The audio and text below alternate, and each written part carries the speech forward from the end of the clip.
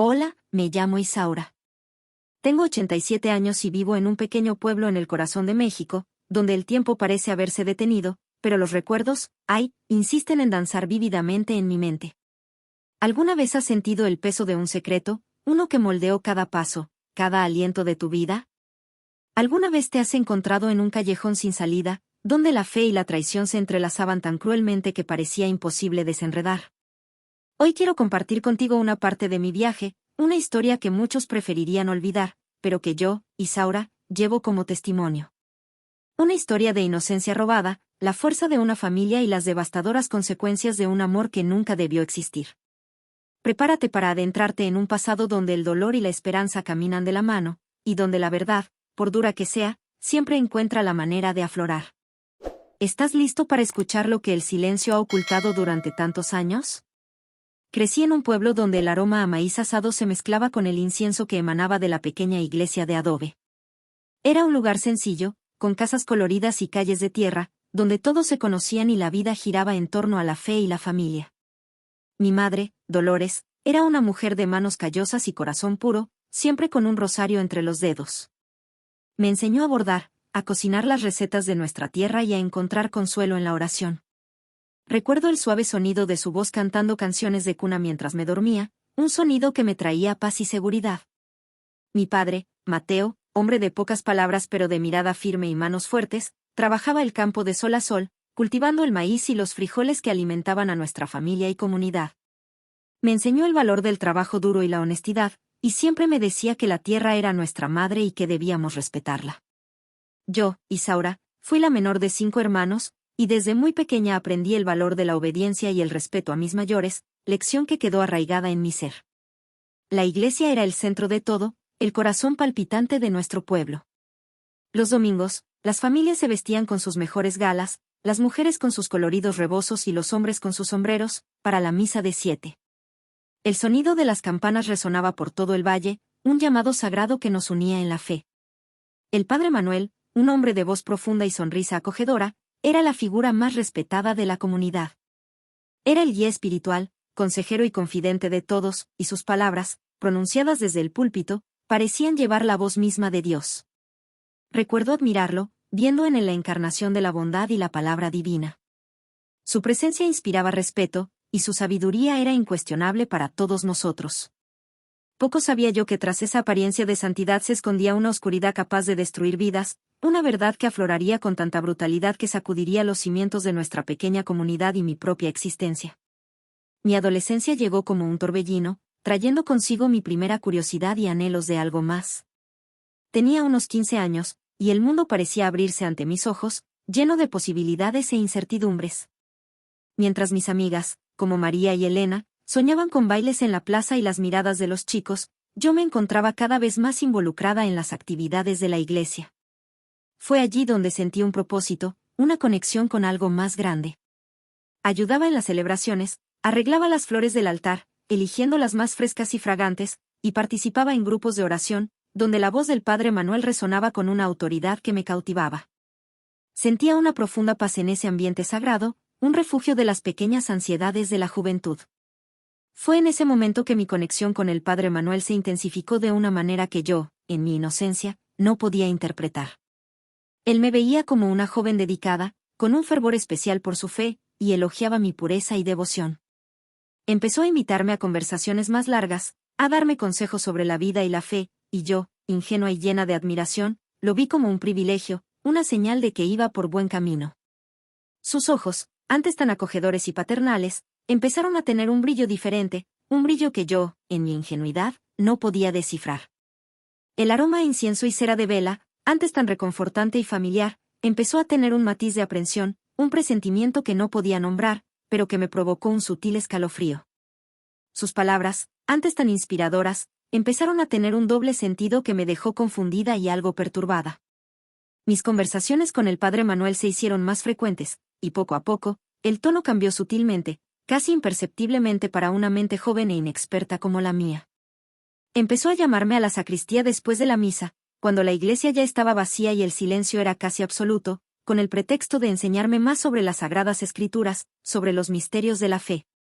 Al principio, eran solo palabras, lecciones sobre la vida de los santos y los mandamientos de Dios, pero sus manos, antes tan respetuosas, comenzaron a detenerse un poco más en mis hombros, en mis brazos, un roce que me causó una extraña incomodidad. Sentí un escalofrío recorrer mi espalda, una sensación de que algo andaba mal, pero la voz de mi conciencia, tan acostumbrada a venerarlo como un hombre de Dios, me decía que era solo mi imaginación, que un sacerdote jamás dañaría a un alma inocente. Si aún no te has suscrito al canal, hazlo ahora. Me alegrará mucho que me des un me gusta. En los comentarios, dime desde dónde me escuchas y qué te parece el final. Leo todos los mensajes. Me dijo que yo era especial, que Dios tenía un gran plan para mí y que debía confiar en él por encima de todo, pues era el intermediario de la voluntad divina. Usó la fe como arma, distorsionando las palabras sagradas para justificar sus toques, sus susurros, sus insinuaciones. Estaba confundida, asustada, pero paralizada por el miedo y la vergüenza que comenzaban a instalarse en mi corazón. El olor a vino y comunión, que una vez me había traído paz y la sensación de estar cerca de Dios, ahora me producía náuseas, una premonición de algo impuro. El silencio de la sacristía, antaño un refugio para la oración y la meditación, se convirtió en una mazmorra donde perdí la voz y mi cuerpo tembló incontrolablemente.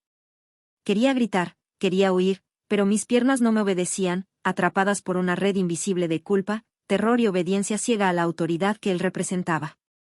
Cada día la red se hacía más estrecha y yo me sentía cada vez más atrapado, sin saber a quién recurrir ni cómo escapar de aquella situación asfixiante. Los días se arrastraban, cada vez más pesados y oscuros que el anterior. La sacristía, antes un lugar de luz y santidad, se convirtió en un escenario de oscuridad y tormento.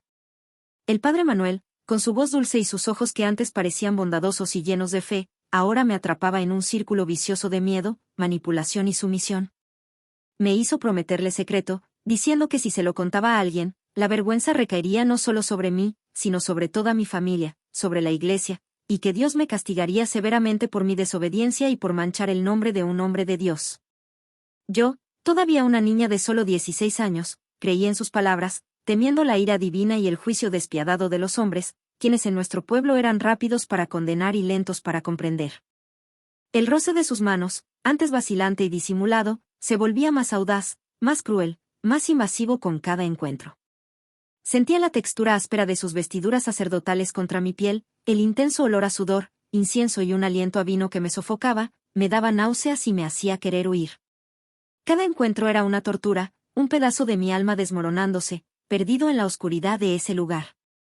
Me sentía sucio, manchado, y la culpa me carcomía, haciéndome cuestionar mi propia existencia. El secreto era una pesada carga, un nudo en la garganta que me impedía respirar, hablar, vivir plenamente. Vi a mi madre, a mi padre, a mis hermanos, y sentí un profundo dolor por no poder compartir el tormento que experimentaba, por no poder pedir ayuda. El pueblo, antaño mi hogar, mi refugio, ahora se sentía como un lugar de juicio, donde cada mirada era una acusación silenciosa, una condena sin palabras. Me sentía atrapado, sin salida, en una red de mentiras y abusos que parecía no tener fin. El tiempo, que antes parecía arrastrarse con una lentitud agonizante, comenzó a fluir aterradoramente, como un río caudaloso a punto de una cascada.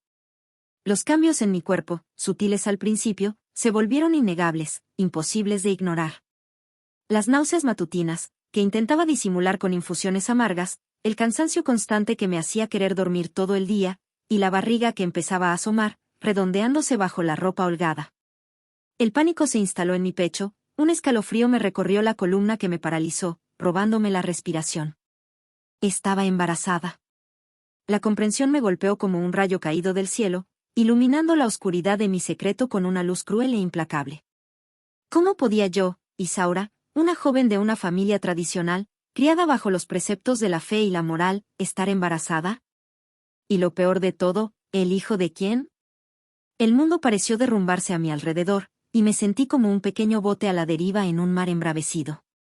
La desesperación me consumía, un fuego frío que ardía en mi interior. Intenté ocultar la verdad por todos los medios, usando ropa aún más holgada, evitando las miradas curiosas de los vecinos que se reunían en la plaza para cotillear. Pero el miedo era un aroma que me seguía, un susurro constante en mis oídos, una sombra que se aferraba a mí. Me sentía atrapado, sin salida, como un animal atrapado. Las noches eran largas y llenas de pesadillas, donde la figura del padre Manuel se mezclaba con la imagen de un futuro incierto y oscuro, un futuro que no podía ver. ¿Qué sería de mí? ¿Qué sería de mi familia, que tanto apreciaba su honor y reputación? La vergüenza era un pesado manto que me cubría, y con cada día que pasaba, la esperanza de un milagro se desvanecía, dando paso a una realidad cruel e inevitable. Sentí el peso del juicio incluso antes de que llegara, y con cada latido de mi corazón, la angustia crecía, sofocándome lentamente.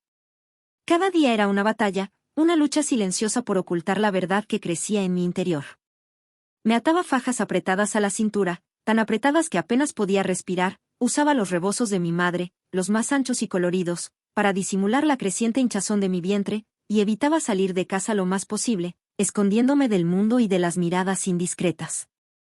El calor del sol mexicano, antes tan acogedor y vibrante, ahora me resultaba sofocante, opresivo, y el aroma de las flores del jardín, que tanto amaba y que antes me alegraban, me hacía sentir constantemente enferma, un recordatorio constante de mi condición.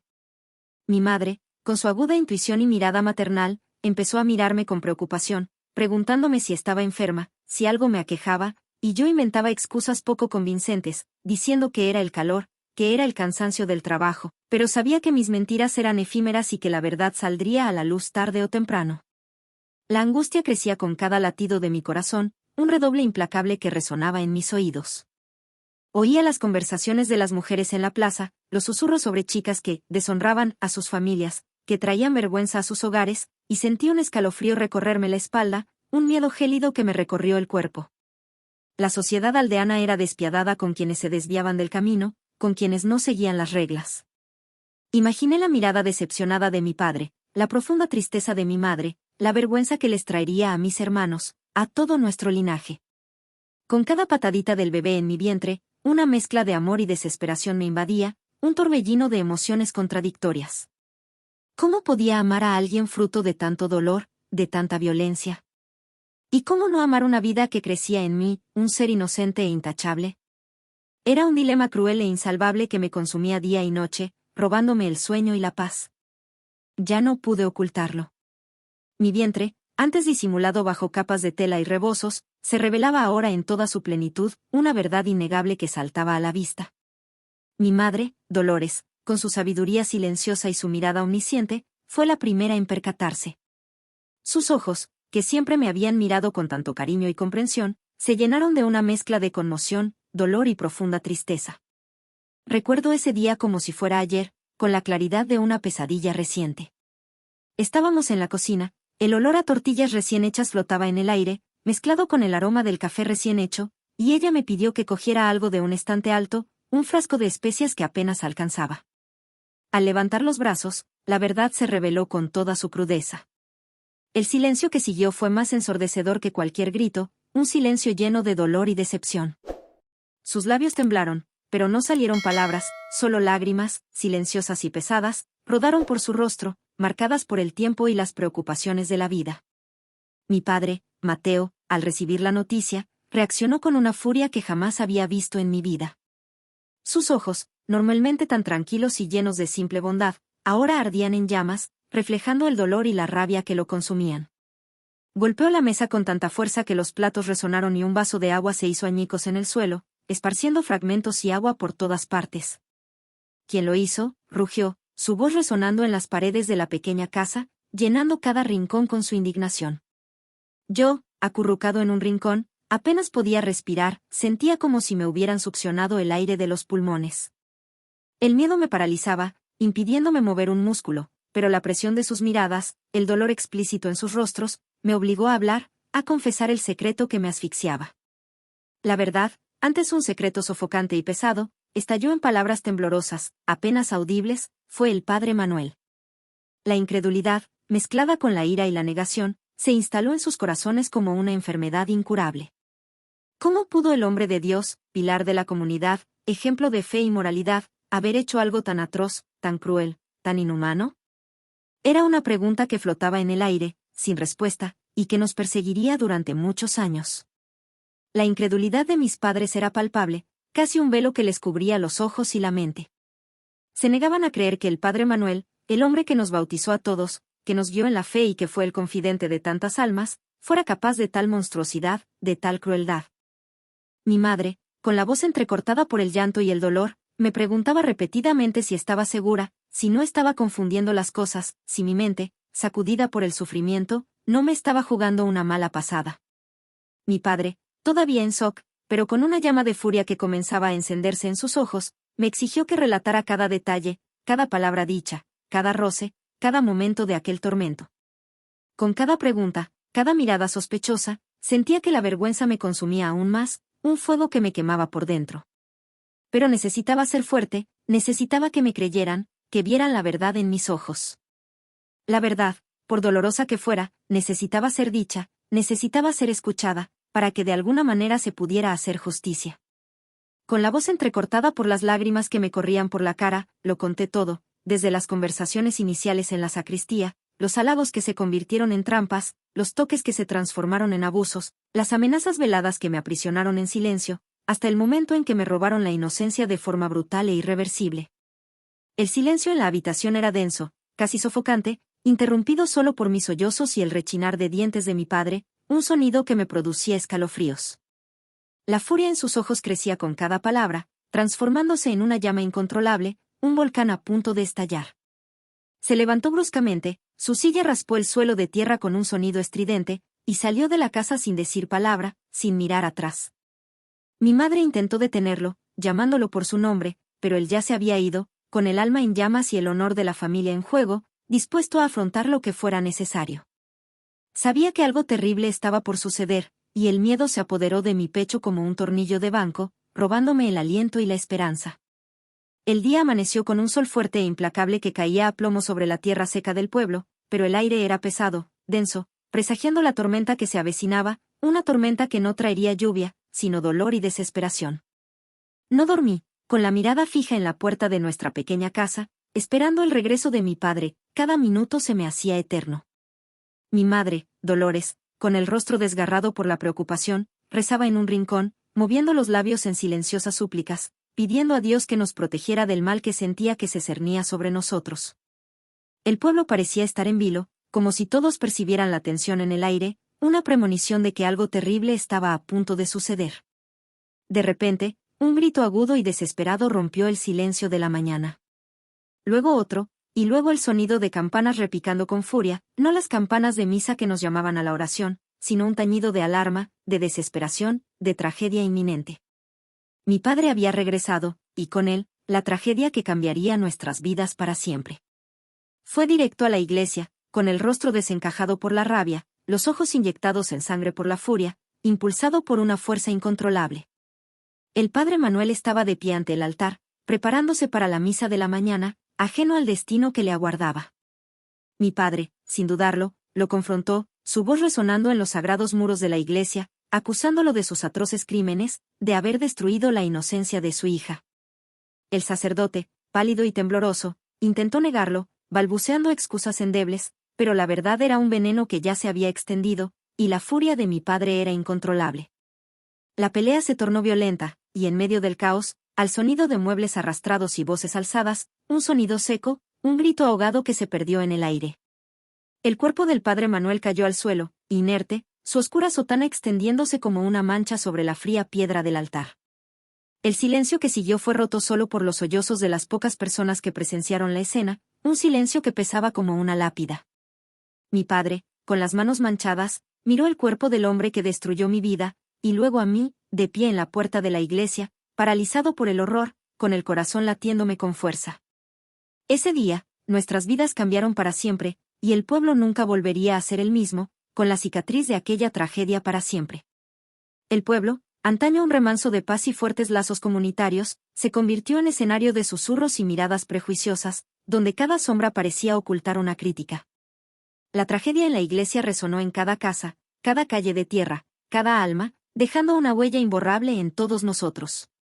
Se llevaron a mi padre, y el dolor de su ausencia agravó la vergüenza que nos cubría como un manto pesado, un velo oscuro que nos separaba del resto del mundo.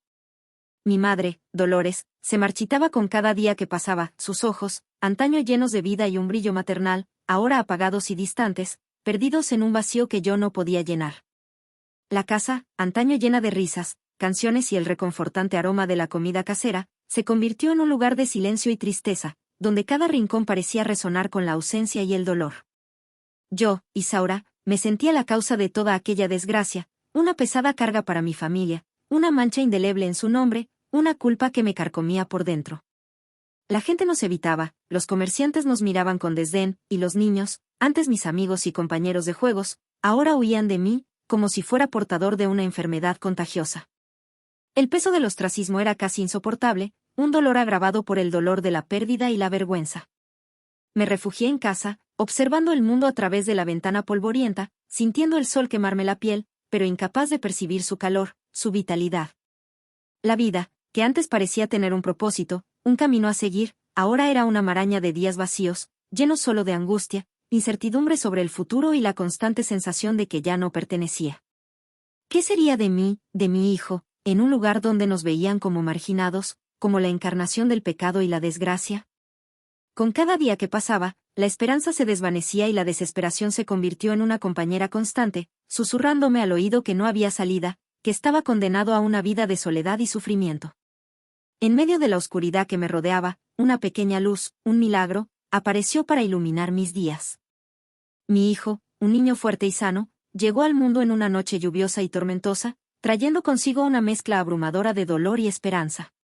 Lo llamé Miguel, en honor al arcángel, con la esperanza de que fuera un protector en mi vida, un escudo contra la adversidad. El parto fue difícil y largo, pero el dolor físico no fue nada comparado con el dolor de mi alma, las heridas abiertas que llevaba. Al sostenerlo en mis brazos por primera vez, sentí un amor inmenso, un amor puro e incondicional que me dio la fuerza para enfrentar el mundo, para luchar por los dos. Sus pequeños dedos se aferraron a los míos con una fuerza sorprendente para un recién nacido, y en ese momento, supe que no estaba sola, que tenía un propósito mayor para seguir adelante. Pero la vida, queridos míos, no era un cuento de hadas. El prejuicio era una sombra constante, densa y fría, que nos seguía a donde quiera que íbamos, como un fantasma del pasado. Las madres alejaban a sus hijos de Miguel, las miradas de desaprobación eran frecuentes y pesadas, y los susurros maliciosos llegaban a mis oídos como cuchillos afilados, desgarrándome el alma. Trabajé incansablemente, de sol a sol, haciendo delicados bordados que vendía en el mercado y recogiendo fruta fresca para vender en las calles del pueblo, todo para asegurarme de que Miguel tuviera lo mínimo, que no le faltara de nada. A menudo, mi estómago rugía de hambre, pero siempre me aseguraba de que mi hijo comiera, de que tuviera un plato de comida caliente. Le enseñé a ser fuerte, a ignorar las palabras crueles, a estar orgulloso de quién era, de sus orígenes, de su fuerza interior. Y en sus ojos inocentes, que brillaban como estrellas, encontré la fuerza para seguir luchando, para superar cada obstáculo, para construir un futuro mejor para ambos, lejos de las sombras del pasado. Pasaron los años, y Miguel se convirtió en un joven fuerte, trabajador y bondadoso, un verdadero orgullo para mí. Llevaba las cicatrices del pasado en el alma, cicatrices invisibles que me recordaban a diario la tragedia que moldeó mi vida, pero que, con el tiempo, dejaron de ser heridas abiertas y se convirtieron en recordatorios de mi fortaleza. Con el tiempo, aprendí a transformar el dolor en fuerza, a ver resiliencia en cada amanecer, en cada rayo de sol que invadía mi ventana. El pueblo, poco a poco, empezó a aceptarnos, o quizás, a acostumbrarse a nuestra presencia, a nuestra historia. La gente seguía susurrando, es cierto, pero las miradas de desdén se hicieron menos frecuentes, y algunas incluso se transformaron en miradas de respeto y admiración. Me dediqué a Miguel, a asegurarle una vida digna, lejos de las sombras que me atormentaban, una vida llena de oportunidades y paz. Nunca me volví a casar, jamás permití que otro hombre se me acercara de esa manera. El miedo y la desconfianza eran barreras insuperables, muros que se forjaban en mi corazón. Mi vida era Miguel, mi trabajo incansable y la búsqueda de una paz que siempre parecía inalcanzable, como un horizonte lejano. Encontré consuelo en la naturaleza, en el olor a tierra mojada después de la lluvia, un aroma que me traía recuerdos de mi infancia, en el canto de los pájaros al amanecer, anunciando un nuevo día, y en la calidez del sol en mi piel, recordándome que estaba viva. La vida me enseñó a agradecer las pequeñas cosas, a encontrar la belleza en la simplicidad de un día cualquiera y a comprender que, incluso en la mayor adversidad, la esperanza es una llama que nunca se apaga, que arde en nuestros corazones, impulsándonos hacia adelante. Aprendí que la verdadera superación no es olvidar el pasado, sino aprender a vivir con él, transformando el dolor en sabiduría y la tristeza en gratitud. Y así, día tras día, reconstruí mi vida, ladrillo a ladrillo, con la certeza de que la fuerza interior es el mayor tesoro que podemos poseer. La vejez llegó silenciosa, como una suave brisa que anuncia el final de un largo día, trayendo consigo las canas que adornaban mi cabeza como una corona de sabiduría, y las arrugas que marcaban cada historia vivida, cada lágrima derramada, cada sonrisa compartida. Miguel, mi hijo, ya era un hombre adulto, con su propia familia, sus propios desafíos y sus propias alegrías.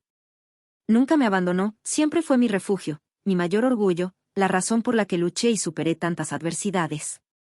Nuestros lazos eran más fuertes que la sangre, forjados en el dolor y la resiliencia, en una complicidad que solo el tiempo y las pruebas pueden construir. Lo vi crecer y prosperar, y sentí una inmensa alegría por haberle podido dar una vida diferente a la mía, una vida de opciones y oportunidades, de paz y libertad. Sentada en mi mecedora del porche, observaba cómo el atardecer teñía el cielo de tonos naranjas, rosas y morados, un espectáculo cotidiano que me recordaba la belleza y la fugacidad de la vida.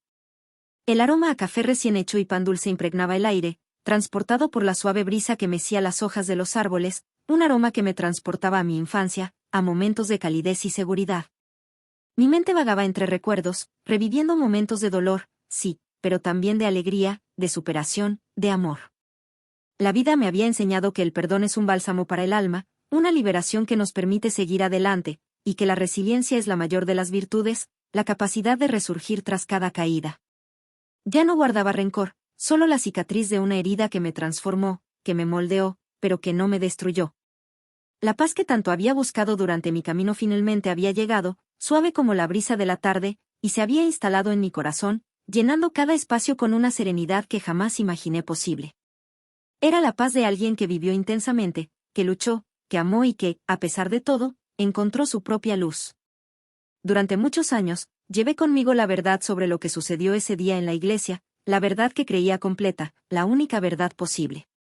Pero la vida, queridos míos, está llena de giros y sorpresas, y el pasado, por mucho que intentemos enterrarlo bajo capas de silencio y olvido, siempre encuentra la manera de salir a la superficie, de mostrarnos una nueva faceta de la historia.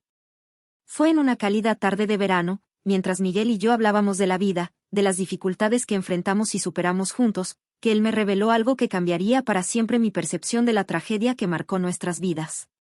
Había encontrado una vieja carta, amarillenta por el tiempo, con la letra casi descolorida, escondida entre las pertenencias de mi padre, en una caja de madera que guardábamos al fondo de un armario, una carta que nunca habíamos visto, que nunca supimos que existía. La carta, amarillenta por el tiempo y desgastada por los bordes, era de un amigo de mi padre, un hombre llamado Javier, quien también había sido víctima de la manipulación y la crueldad del padre Manuel. En ella, describía con detalle cómo el sacerdote usó su posición de poder para extorsionar y amenazar a las familias más pobres del pueblo, cómo explotó la fe de la gente para su propio beneficio y cómo había intentado advertir a mi padre sobre la verdadera naturaleza de aquel hombre, sobre la oscuridad que se escondía tras la sotana. La carta revelaba que mi padre, antes de enfrentarse violentamente al sacerdote, había intentado buscar justicia por la vía legal, había acudido a las autoridades, pero había sido ignorado, ridiculizado y tratado como un loco. La furia que lo consumió ese día no era solo por mi honor, por mi dolor, sino por la injusticia que veía extenderse por el pueblo, por la impotencia de no poder proteger a su familia y a su comunidad de ese mal. La tragedia, que siempre había visto como un acto de venganza irreflexivo, de rabia ciega, resultó ser un grito desesperado de justicia, un acto desesperado de un padre que había agotado todas las demás opciones y se encontraba acorralado. Las lágrimas corrían por mi rostro, no de tristeza, sino de una profunda y tardía comprensión.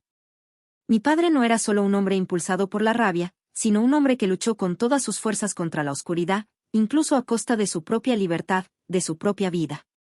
Fue un héroe, a su manera, un héroe trágico, pero héroe al fin y al cabo.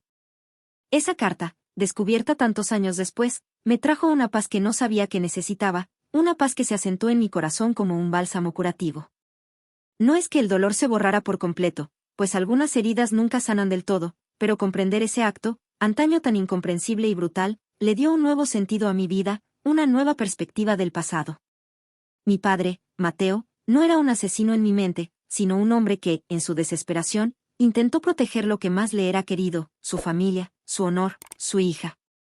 La justicia humana falló miserablemente, pero la suya, aunque trágica y con consecuencias devastadoras, Fue un grito de amor y desesperación, un acto de valentía en medio de la oscuridad.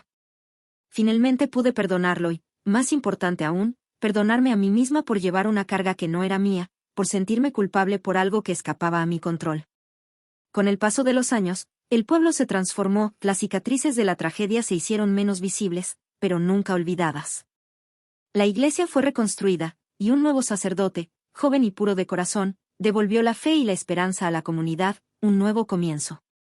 Yo, Isaura, me convertí en una figura respetada, una anciana cuya historia de vida enseñó sobre la resiliencia, la fuerza del espíritu humano y la importancia del perdón. Mi vida estuvo marcada por el dolor, sí, por pérdidas irreparables y la destrucción de mi familia, pero también por el amor incondicional de mi hijo Miguel, la fuerza inquebrantable de mi madre Dolores y la valentía desesperada de mi padre. Créanme, queridos, la vida nos pone a prueba, nos derriba, nos hace cuestionar nuestra propia existencia, pero es en la capacidad de levantarnos, de perdonar a quienes nos hirieron, de perdonarnos a nosotros mismos y de avanzar, paso a paso, que encontramos la verdadera paz, la verdadera libertad. Y esta paz, es la mayor de todas las victorias, un tesoro que nadie nos puede arrebatar. Que mi historia sirva de inspiración para que vosotros también encontréis la fuerza para superar vuestros propios retos y para que la esperanza nunca se desvanezca en vuestros corazones. Si esta historia te conmovió, si te hizo reflexionar sobre los desafíos de la vida y la fuerza que reside en cada uno de nosotros, te pido que le des un me gusta. Comparte tus impresiones en los comentarios, pues cada palabra es un bálsamo para el alma. Y si aún no lo has hecho, suscríbete al canal para que más historias como la mía lleguen a quienes necesitan una dosis de esperanza y resiliencia. Gracias por escuchar. Que la paz sea contigo.